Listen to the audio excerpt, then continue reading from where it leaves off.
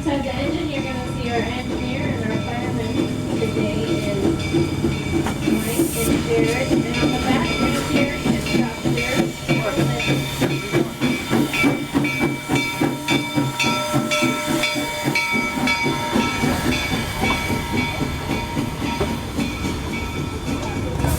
Two vessels from our engine, and we are officially underway. Everyone is officially super glued to their seat until we arrive safely in Hill City and come to a complete stop.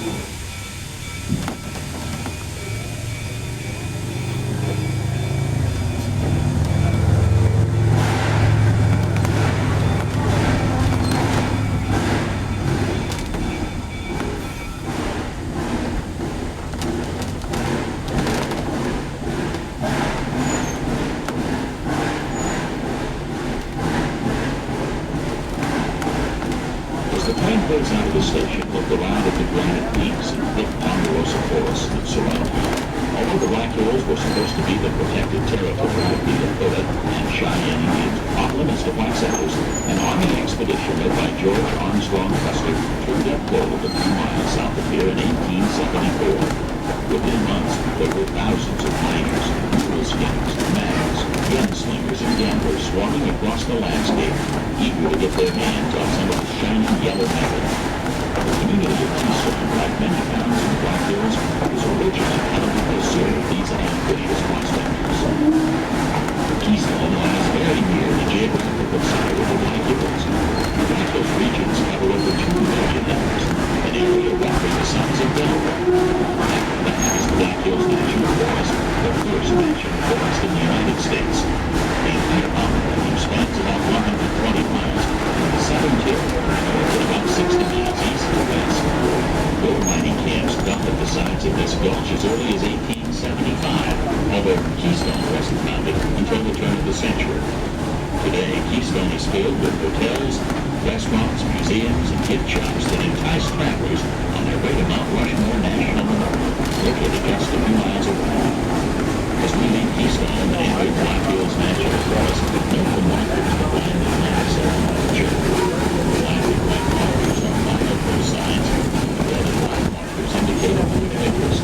Be on the lookout for these signs as we travel through Hill City. To learn more about the fascinating equipment and history of the Infinity Train, guides to the history of equipment and operations at the Black Hills Central Railroad are for sale for $3 for an attendant. The guidebook has a wonderful map in the back that details the points of interest and the route.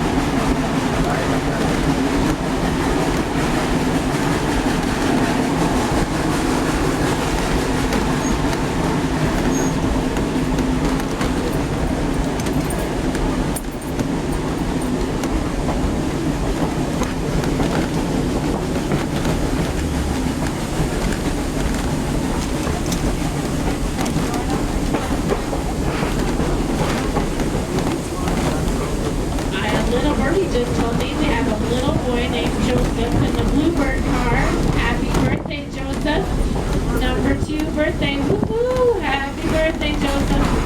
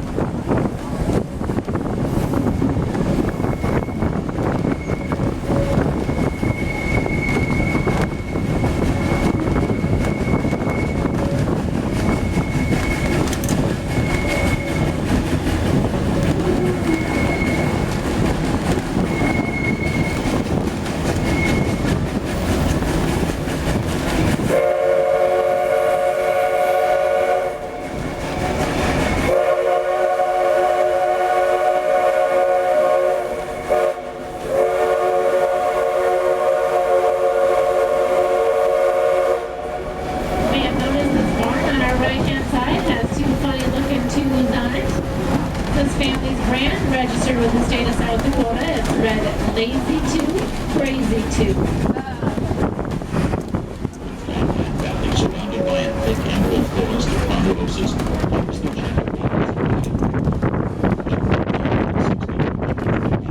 Is located on the south side of the lake. The name of the Rocky Valleys have taken place over control being given to the Cheyenne and the Sioux Indians.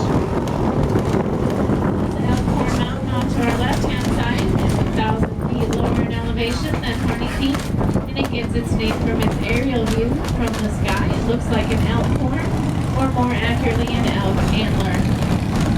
This whole valley was known as Leaky Valley. There are all these natural springs that sprung up throughout here. If you look out in the valley, you can see some of the pools, the natural springs.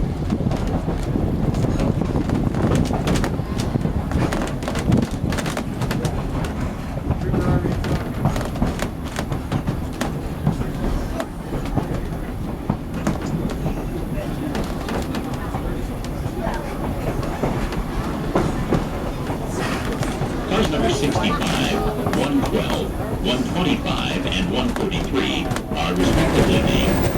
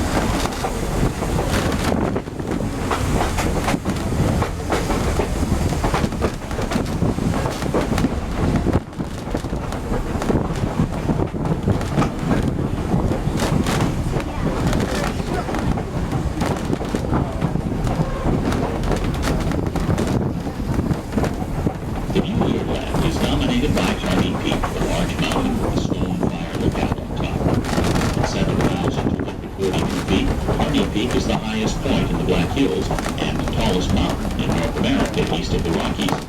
Although the Black Hills are only 130 miles away from the eastern slopes of the Rocky Mountains, they are a completely separate formation.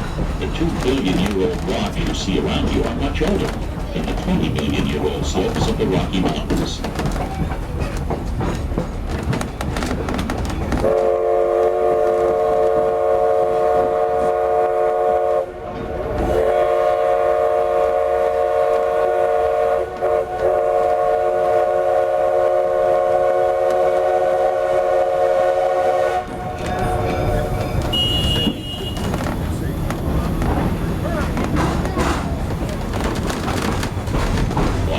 Was a large weathered building that was known as the Good Luck Tungsten Mine and flourished during both world wars. Tungsten was used to harden steel. Addy Camp was located at the mouth of Palmer Gulch, which you're now leaving. A number of small placer mining operations existed here in 1875, and the ruins of some larger industrial mines dating to the 1930s are found on the Northwest Ridge, which is off to your right.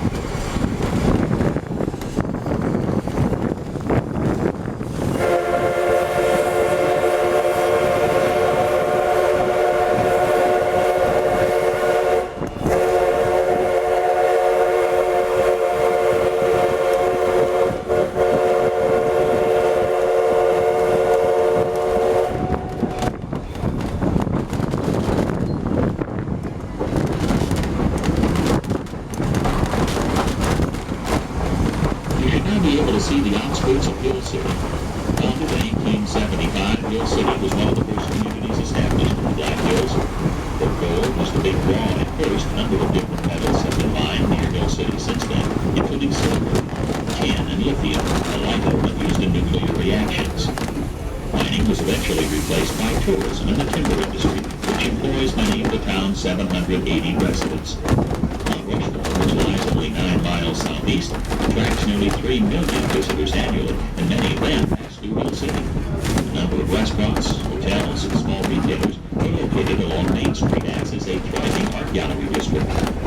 If you haven't already walked this charming small-town shopping area, be sure to pay it a visit.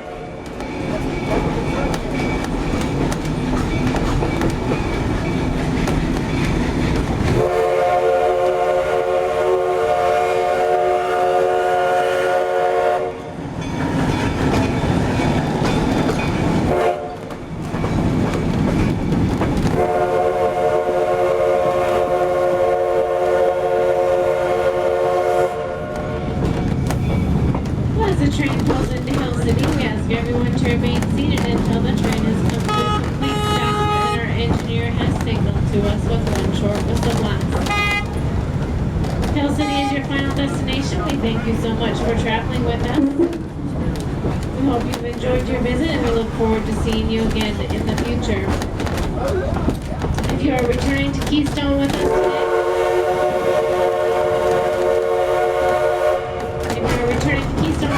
you have 15 minutes here in Hill City. Plenty of time to use the restroom, check out our Highliner Cafe or our depot.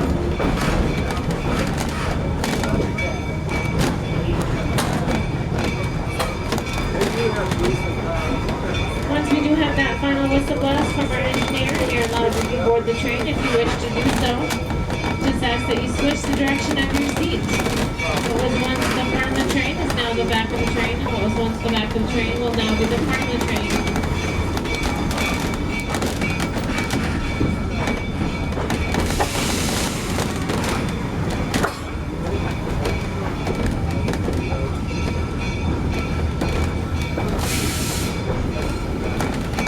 You don't have to deboard the train in this stop. If you wish to stay on the train, you're welcome to do so.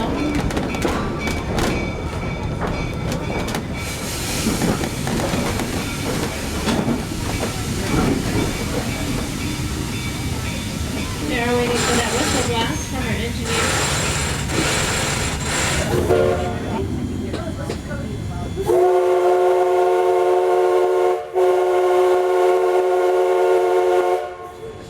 Alright, that means everyone's officially super glued to their seat until we arrive safely in Keystone and come to a complete stop.